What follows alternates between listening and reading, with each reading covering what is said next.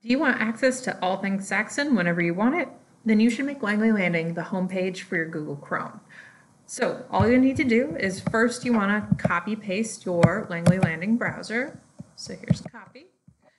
And then in Chrome, what you'll want to do is right under the X, you've got these three dots right here.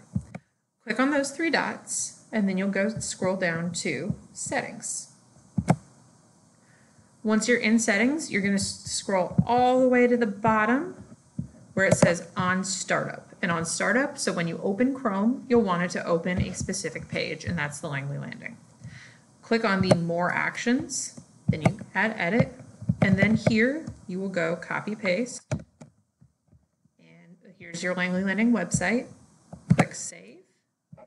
And then to check to make sure it works, exit out of Chrome.